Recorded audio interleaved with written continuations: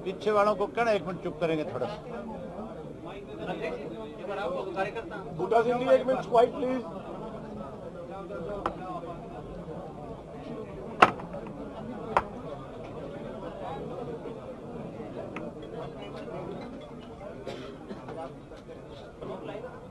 हमने आज हमारी प्रदेश कार्यकारिणी की मीटिंग पार्टी के प्रदेश अध्यक्ष श्री अशोक अरोड़ा जी के अध्यक्षता में बुलाई और इस मीटिंग का बुलाने का मकसद एक तो जींद का जो उपचुनाव था उसके ऊपर सब साथियों के साथ चर्चा करने की बात थी। वहीं उसके साथ साथ विधानसभा का सत्र आ रहा है और ये आखिरी बजट सत्र है। इसके बाद तो 100% अगला जो कोई विधानसभा का सत्र आएगा तो वो पार्लियामेंट के चुनाव के बाद या फिर विधानसभा के चुनाव के बाद ही नया सत्र आ सकेगा। तो उसके लिए भी हमने अपने सारे पार्टी के जो पदाधिकारी हैं उनको भी एक जिम्मेवारी लगाई, जहां विधायकों को इस बात के लिए उनसे चर्चा करी गई कि भाई आप अपने अपने इलाके की समस्या जो है उसके लिए ज़्यादा से ज़्यादा अपने क्वेश्चंस भेजो, प्रश्न लगाओ।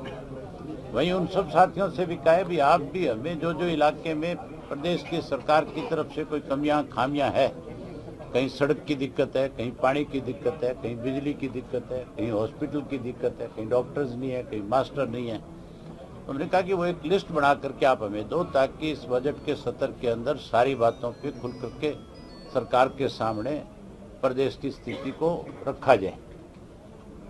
और वहीं जींद के उपचुनाव पे भी हमने सब साथियों का आभार भी व्यक्त किया कि उनकी जो जिम्मेवारी लगाई थी उन्होंने अपनी तरफ से जिम्मेवारी निभाई, लेकिन उसके साथ साथ उनसे ये भी कहा कि वो एक बार फिर उन बूथ पे जा करके उन लोगों से जरूर मिले जिन लोगों ने उनके साथ खड़े होकर के पार्टी के प्रति अपना मत दिया था, और जहां मत दिया उसके बाद भी उन बूथों के ऊपर वोट नहीं आए, उसका क्या कारण रहा।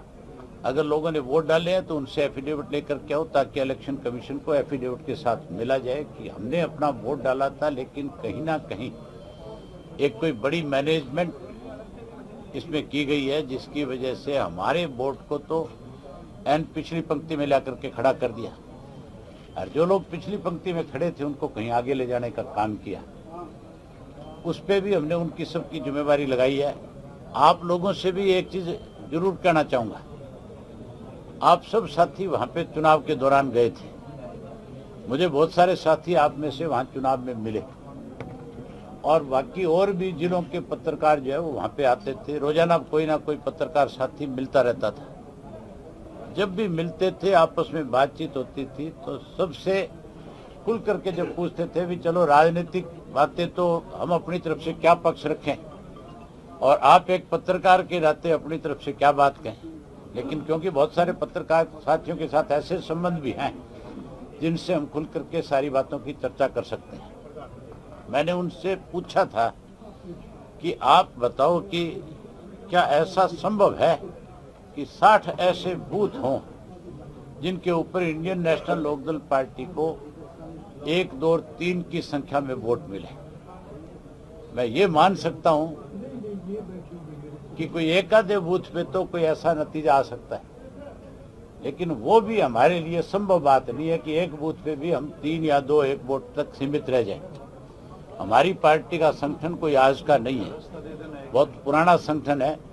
आज भी हम बूथ के सत्र के ऊपर हमारे पास 20-20, 30-30 ऐसे कार्यकर्ता साथी हैं जो आज भी पार्टी के संगठन को मजबूत करने का काम करते हैं, चाहे वो शहर है, चाहे वो कोई कस्बा है, चाहे कोई गांव के बूथ है। लेकिन उसके बावजूद अगर नतीजा इस किस्म का आता है तो फिर 100% हमें इलेक्शन कमीशन के पास इस बात के लिए जाना पड़ेगा और जाकर के इलेक्शन कमीशन से इस बात के लिए रिक्वेस्ट करनी पड़ेगी कि इस चुनाव की निष्पक्ष जांच हो, और आप अपने लेवल पे या किसी एजेंसी के माध्यम से इस बात की 100% जांच कराएं कि किस तरह से इस इलेक्शन के अंदर जहां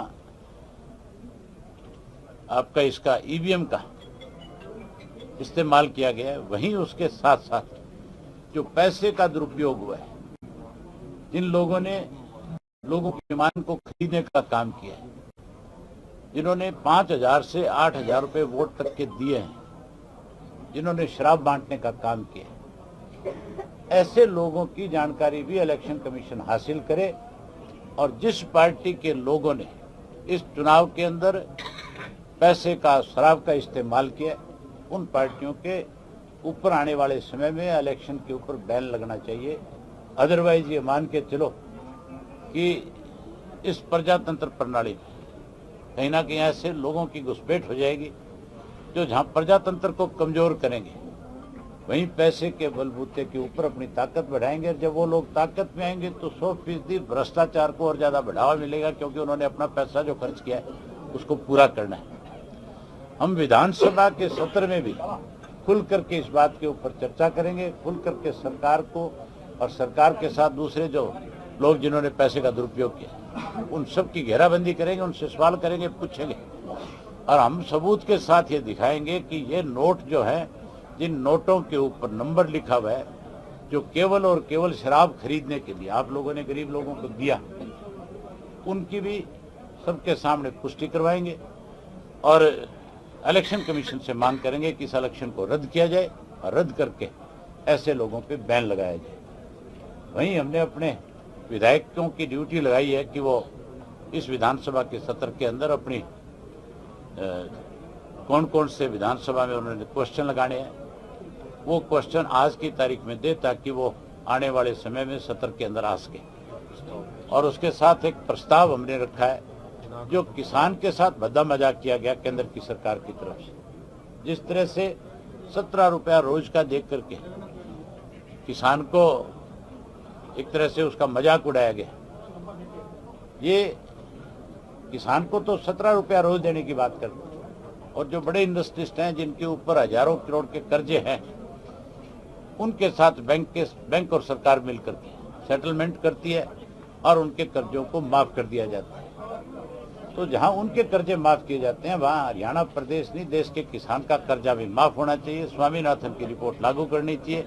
ये 15 और 17 रुपया देने की बजाय प्रधानमंत्री जी ने जो बात लोगों के बीच में कही थी कि हम उसकी लागत का 50% ज्यादा देंगे, वो लागत का 50% सीधा किसान के खाते में जमा कराए, ताकि किसान को बुआई और बुझाई के समय में कोई दिक्कत कठिनाई न आए। जैसे आपके तेलंगाना स्टेट के अंदर वहां की जो सरकार है, वहां का जो मुख्यमंत्री है, उन्होंने किसान को कैसे उसकी फसल की बिजाई में कोई दिक्कत ना आए, उसको खाद, बीज, तेल, साधन सब मिल जाए, उसके लिए उन्होंने 4,000 रुपया प्रति एकड़ के हिसाब से किसान के खाते में सीधा जमा कराते हैं। जबकि यहाँ पे तो एक कैप लगा दी कि 6,000 रुपया किसान को दिया जाएगा, और वो भी 5 एकड़ से कम वाले किसान को। किसान पे तो पहले से सीलिंग है, और सीलिंग के तहत कोई भी किसान 20-22 एकड़ से ज्यादा जमीन रख नहीं सकता, 18 एकड़ उससे ज्यादा रख नहीं सकता।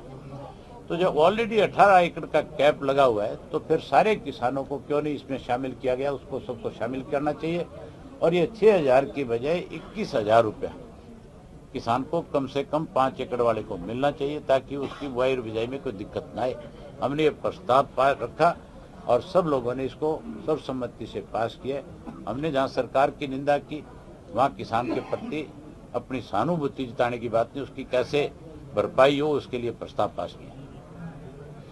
एक आपने पहली बार ये भी कहा है जी कि कुछ टिकटें थी जिनके ऊपर जो है गलत तरीके से वो टिकटें बांटी गई पिछले चुनाव में, क्या एक बार आप बता पाएंगे कौन कौन सी टिकटें थी और किन लोगों ने मुखिया बना? ये हमारी अपनी पार्टी की अंदरूनी बातें हैं।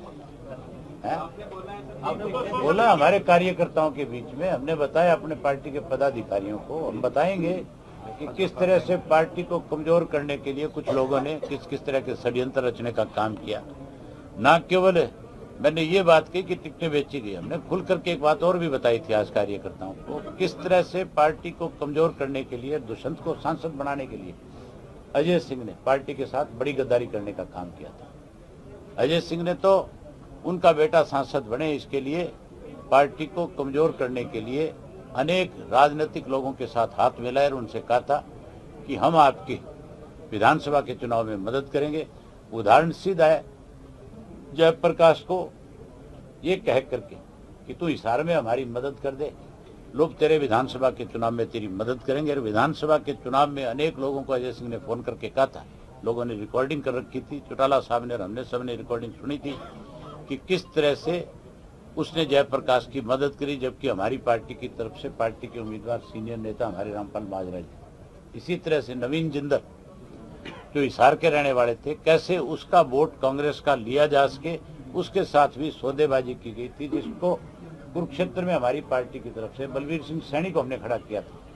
और उस सैनी की मदद करने की बजाय अजय सिंह ने टेलीफोन करके उसकी नवीन जिंदल की मदद करी थी। उसका आसान उतार रहा था कि नवीन जिंदल में हिसार में उसके बेटे की मदद कर दे और वो उसको वहां पे उसके बदले में वोट दिलवा दे। मतलब 100% हम इस स्थिति में आकर के खड़े थे कि विधानसभा के चुनाव में हम सत्ता की तरफ बढ़ रहे थे, लोकसभा में हम सीटें जीतने जा रहे थे, क्योंकि उन हालात में लोकसभा में हम जीत करके आए थे तो विधानसभा में सत्ता में आते। लेकिन क्योंकि पार्टी को कमजोर करने के लिए अजय सिंह कैसे उसका बेटा सांसद बने, उसके लिए उसने सौदेबाजी करी, उसका खामियाजा फिर हमें विधानसभा के चुनाव में भुगतना पड़ा। ये बातें तब तक हमने हमारे तक सीमित रखी थी जब तक इस बात को लेकर के पार्टी के नेताओं में कोई हलचल ना हो, कोई दिक्कत ना हो। लेकिन जिन लोगों की उसने मुखालफत करी थी वो लोग तुरंत हमारी पार्टी को छोड़ करके चले गए थे। उन्होंने सीधे और खुले आरोप लगाए थे। और आज की तारीख में भी ये लोग जो हमें छोड़ करके भागे हैं, ये 100% इसी तरह के षड्यंत्र के शिकार हैं। ये भी आज कहीं ना कहीं सौदेबाजी करके बैठे हुए हैं कि कैसे इंडियन नेशनल लोकदल पार्टी को कमजोर किया जाए और दूसरे लोगों को लाभ पहुंचाया जाए, कैसे अपनी ताकत कहीं छोटी मोटी बढ़ा ली जाए। लेकिन 100% लोकसभा और विधानसभा के चुनाव में आने वाले समय में इन लोगों को लोग जमीन दिखा देंगे। वोट आया 3400 वोट लगभग आया है और जो जेजेपी को 37,000 वोट आया। क्या कहना है सर, आप नाम तो बता दीजिए। आप जाकर के पूछोगे उनसे तीनों से। नहीं, मैं पूछ रहा हूँ, आप पूछोगे क्या उन तीनों लोगों से जिनसे पैसे लिए थे? नहीं सर, सवाल तो होंगे बिल्कुल। मैं पूछ रहा हूँ, आप जाके पूछोगे क्या? सवाल की बात नहीं है। आप अगर मेरे से ये सवाल पूछ रहे हो तो क्या जिन लोगों से पैसे लिए गए थे उनसे भी जाकर के पूछ कर क्या होगे कि क्या आपसे पैसा लिया गया नहीं लिया? मुझे लगता नहीं कि मुझे लगता नहीं कि आप लोग जाकर के पूछोगे।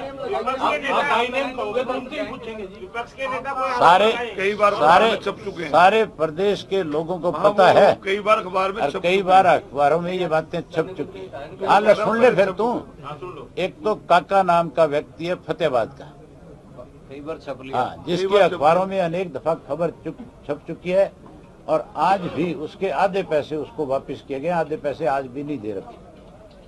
25 लाख नहीं दिए। हाँ, जब उनको ये लगा कि कहीं कल को ये पीसी ना कर ले बैठ करके, तब जाकर उनके प्रदेश अध्यक्ष से पूछ लेना। हाँ, निशान सिंह से पूछ लेना ये बात। निशान सिंह अशोक कुमार अरोड़ा जी के पास आए थे और उस काका को साथ लेकर के आए थे। ये कहा था कि भाई किसी तरीके से इसके दिए हुए पैसे अशोक जी चलो आप और मैं अजय सिंह के पास चलते हैं, वापस करवाते हैं।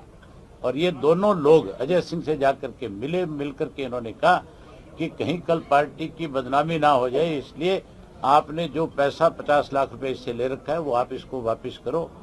अगर वापस नहीं करोगे तो कहीं पार्टी के ऊपर कल को आने वाले टाइम में इस बात को लेकर के लोग उंगली उठाएंगे।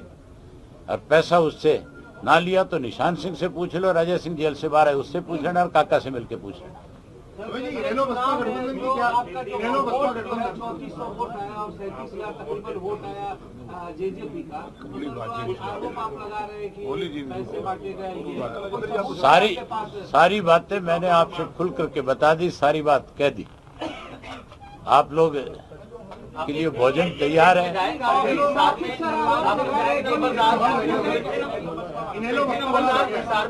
दुष्यंत चौटाला के साथ पृथ्वी नंबरदार पहले भी गया था, एक बार पहले भी पृथ्वी नंबरदार की फोटोएं लगाई थी इन्होंने। ये लोग तो 100% और कोई काम नहीं बचा इनके पास। सारा दिन हमारी पार्टी का कोई भी व्यक्ति जो है, क्योंकि उनके पुराने संबंध उनके साथ है, और उनको बुला लेते हैं, उनके साथ फोटो खिंचा लेते हैं और कह देते हैं हमारी पार्टी ज्वाइन कर ली। पृथ्वी पहले भी हमारा था, आज भी हमारा और आगे भी हमारा रहेगा। पहले भी पृथ्वी के साथ ये तो अरे ठहर जाने एक मिनट, बसपा ये लोग तो पहले भी बलकौर को भी लेकर के गए थे, बलकौर का भी दिखाया था, झंडा पकड़ाया था, वो झंडा अगले दिन उतर गया था। पृथ्वी वाला भी झंडा मुझे लगता आज आएगा कहीं ना कहीं फोटो में, लेकिन पृथ्वी 100% पार्टी का है, पार्टी के साथ रहेगा, पार्टी से बाहर नहीं जाएगा। बहुत धन्यवाद। अब क्या रह गया, सारी बातें तो होगी। गठबंधन है हमारा। आप एक चीज बताओ, किसी का एक मिनट ठहर जाए, आपके सवाल सिर्फ और किसी पत्रकार के नहीं है। जो इनेलो और बसपा के गठबंधन की बात है, अब तक आप ये बताओ कि किसने ये कहा है कि हमारा गठबंधन खत्म हो गया। हमारा गठबंधन आज की तारीख में भी ज्यों का त्यों है। विधानसभा और लोकसभा और विधानसभा के लिए हमने गठबंधन किया है। हमारा गठबंधन आज भी ज्यों का त्यों है। और अगर कोई बात आपस में होगी तो हम आपस में बैठ करके उस पर चर्चा करेंगे। आज बहुत से अखबारों ने इस तरह के कयास लगा रखे हैं, दिखा रहे हैं कि जैसे हमारा गठबंधन तो खत्म हो गया, टूट गया। लेकिन कोई एक भी बीएसपी के नेता की स्टेटमेंट कोई ऐसी आई है कि हमारा गठबंधन नहीं है। सबकी स्टेटमेंट एक ही है कि मायावती जी ने ये कहा है कि इंडियन नेशनल लोकदल पार्टी जो आपस में बटी है वो एक हो जाए, तो इससे और ज्यादा गठबंधन मजबूत होगा। आपकी बात हुई मायावती जी के सिलेक्शन के बाद? बिल्कुल बात हुई है मेरी। इस पर चर्चा हुई कुछ? सारी बातें मैं आपसे कैसे शेयर कर लूं ये बताओ ना आप।